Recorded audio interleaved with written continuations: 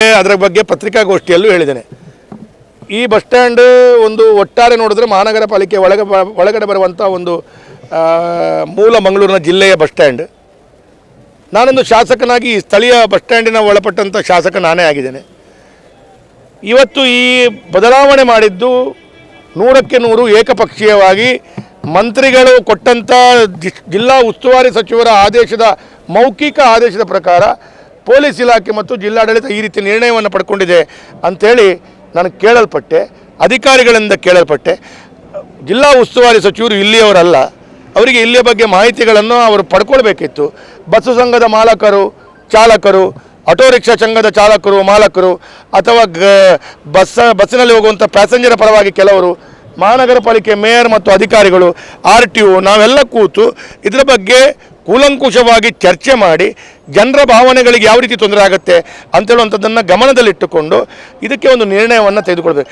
ಏಕಾಏಕಿ ನಮ್ಮ ಹತ್ರ ಪೆನ್ ಇದೆ, ಪುಸ್ತಕ ಇದೆ, ಕಾಗದ ಇದೆ ಅಂತೇಳಿ ಈ ಬಸ್ಸುಗಳು ಬ್ಯಾರಿಕೇಡ್ ಹಾಕಿ ಈಚೆಗಡೆ ಹಾಕಿದರೆ ಬಸ್ಸಿನ ಆ ಭಾಗದಲ್ಲಿ, ಬ್ಯಾರಿಕೇಡ್ನ ಆ ಭಾಗದಲ್ಲಿ ಬಿಲ್ಡಿಂಗ್ನ ಪಕ್ಕದಲ್ಲೇ ಫುಟ್ಪಾತಿನಲ್ಲಿ ಜನರು ನಿಂತಿರ್ತಾರೆ. ಆ ಫುಟ್ಪಾತಿನಲ್ಲಿ ನಿಂತಹ ಜನರು ಈ ಬಸ್ಸನ್ನು ಹತ್ತಬೇಕು ಅಂತೇಳಿ ಆದರೆ ಈ ಬಸ್ಸಿನಲ್ಲಿ ಓಡೋಡಿ ಬಂದು ಅಲ್ಲಿ ಬ್ಯಾರಿಕೇಡನ್ನು ಹಾರಲಿಕ್ಕಾಗತ್ತಾ? General common sense. ಇದನ್ನು ಮಾಡುವ ಮುಂಚೆ ಸ್ಥಳೀಯ ಜನಪ್ರತಿನಿಧಿಗಳಿಗೆ ಗಮನಕ್ಕೆ ತರಬೇಕು. ನಾವು ವಿರೋಧ ಪಕ್ಷದಲ್ಲಿ ಇರ್ಬೋದು, ಹಾಗಂತ ನಾವು ವಿರೋಧ ಪಕ್ಷದಲ್ಲಿ ಇದ್ದಾರೆ ಅಂತ ಹೇಳಿದ್ರೆ ನಮ್ಮನ್ನು ಜನರು ಆಯ್ಕೆ ಮಾಡಿದ್ದಾರೆ.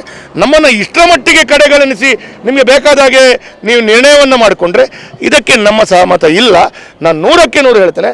ನೀವು ತೆಗೆದುಕೊಂಡಂಥ ನಿರ್ಧಾರ ಸರಿಯೋ ತಪ್ಪೋ ಸಾರ್ವಜನಿಕರೊಂದಿಗೆ ವಿಮರ್ಶೆ ಮಾಡಿ. ಈ ರೀತಿಯಲ್ಲಿ ಸೆಂಟ್ರಲ್ ಮಾರುಕಟ್ಟೆ ಒಳಗಡೆ ಹೋಗಬೇಕು ಅಂತ ಹೇಳಿದ್ರೆ ಈ ಮುಖ್ಯ ರಸ್ತೆಯಿಂದ ಸೆಂಟ್ರಲ್ ಮಾರ್ಕೆಟ್ ರಸ್ತೆಗೆ ಹೋಗ್ಲಿಕ್ಕೆ ಆಗಲ್ಲ, ಅಥವಾ ಅಲ್ಲಿಂದ ಬರುವಂಥ ಗ್ರಾಹಕರುಗಳಿಗೆ, ಪ್ಯಾಸೆಂಜರ್ಗಳಿಗೆ ಬರಲಿಕ್ಕಾಗಲ್ಲ.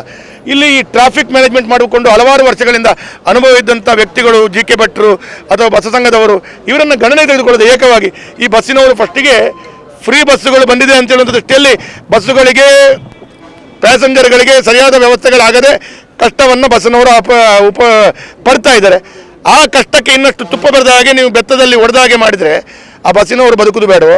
ಗ್ರಾಹಕರು, ಆ ಪ್ಯಾಸೆಂಜರ್ಗಳು ಆ ಬ್ಯಾರಿಕೇಡನ್ನು ದಾಟಿ ಬಂದಾಗ ಎಲ್ಲೋ ಒಂದು ಕಡೆ ಆಕ್ಸಿಡೆಂಟ್ ಆಯಿತು, ಜೀವಕ್ಕಪ್ಪಾಯ ಆದತ್ರೆ ಇದರ ಜವಾಬ್ದಾರಿಯನ್ನು ಜಿಲ್ಲಾಡಳಿತ, ಉಸ್ತುವಾರಿ ಸಚಿವರು, ಪೊಲೀಸ್ ಇಲಾಖೆ ವಹಿಸ್ಕೊಳ್ಳುತ್ತಾ? ಇದಕ್ಕೆಲ್ಲ ಉತ್ತರ ಕೊಡುವರೆ. ನಾನು ಈಗಾಗಲೇ ಪತ್ರಿಕಾಗೋಷ್ಠಿಯಲ್ಲಿ ಹೇಳಿದ್ದೇನೆ, ನಾನು ಮೊದಲೇ ಗೊತ್ತಾದ ನಂತರ ಮೌಖಿಕವಾಗಿ ಫೋನ್ ಮುಖಾಂತರ ಜಿಲ್ಲಾಡಳಿತ, ಪೊಲೀಸ್ ಇಲಾಖೆಗೆ ಗಮನಕ್ಕೆ ತಂದಿದ್ದೇನೆ. ಅದರ ನಂತರ ಕೂಡ ಯಾವುದೇ ಬದಲಾವಣೆಯನ್ನು ಮಾಡಲಿಕ್ಕೆ ಮಾಡದೇ ಇರುವಂಥ ಸಂದರ್ಭದಲ್ಲಿ ನಾನು ಪತ್ರಿಕಾಗೋಷ್ಠಿ ಮಾಡಿ ಹೇಳಿದ್ದೇನೆ. ಇವತ್ತು ಪುನರಪಿ ನನ್ನ ಪತ್ರಿಕೆ ಮುಖಾಂತರ, ಮಾಧ್ಯಮದವರ ಮುಖಾಂತರ ನಾನು ಜಿಲ್ಲಾಡಳಿತಕ್ಕೆ, ಜಿಲ್ಲಾ ಉಸ್ತುವಾರಿ ಸಚಿವರಿಗೆ, ಆಡಳಿತ ಪಕ್ಷದವರಿಗೆ ನಾನು ಹೇಳ್ತೇನೆ, ಏಕಪಕ್ಷೀಯ ನಿರ್ಧಾರವನ್ನು ಮಾಡಬೇಡಿ. ಇದು ತಪ್ಪು. ಜನರ ಭಾವನೆಗೆ ನೀವು ಸ್ಪಂದನೆ ಮಾಡಿ.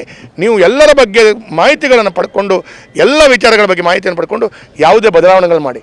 ಇವತ್ತು ಹಲವಾರು ಕಡೆಗಳಲ್ಲಿ ಡಿವೈಡರ್ಗಳಲ್ಲಿ 4 ಕಲ್ಲನ್ನು ಕಟ್ಟಿ ಆ ಡಿವೈಡರನ್ನು ಅಲ್ಲೇ ಯೂಟರ್ನನ್ನು ನಿಲ್ಲಿಸಿದ್ದಾರೆ.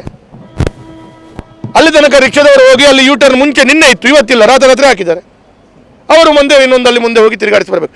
ಇದನ್ನೆಲ್ಲ ನೀವು ಮಾಡುವಾಗ ನೀವು ಪತ್ರಿಕೆಯಲ್ಲಿ ಒಂದು 4 ಸಲ ಪ್ರೆಸ್ಸಿನಲ್ಲಿ ಹೇಳಬೇಕು, ಈ ರೀತಿ ಬದಲಾವಣೆಗಳನ್ನು ಮಾಡ್ತೀವಿ ಅಂತ ಹೇಳುವಂಥದ್ದು. ಅದು ಜನರಿಗೆ ಹೇಳುವಂಥ ಸೌಜನ್ಯ ಇಲ್ಲದಂಥ ಒಂದು ಆಡಳಿತ, ಜಿಲ್ಲಾಡಳಿತ ಮಾಡ್ತಾ ಇದೆ ಅಂತ ಹೇಳುವಂಥದ್ದು ಹೇಳಲಿಕ್ಕೆ ಬಯಸ್ತಾ, ಇದನ್ನು ಈ ಕೆಲಸ ಅತಿ ಶೀಘ್ರದಲ್ಲಾಗಲಿ ಜನರ ಭಾವನೆಗೆ ಸ್ಪಂದಿಸುವಂಥ ಗೌರವಿತ ಮೇಯರಿಗೆ ಅಭಿನಂದನೆ.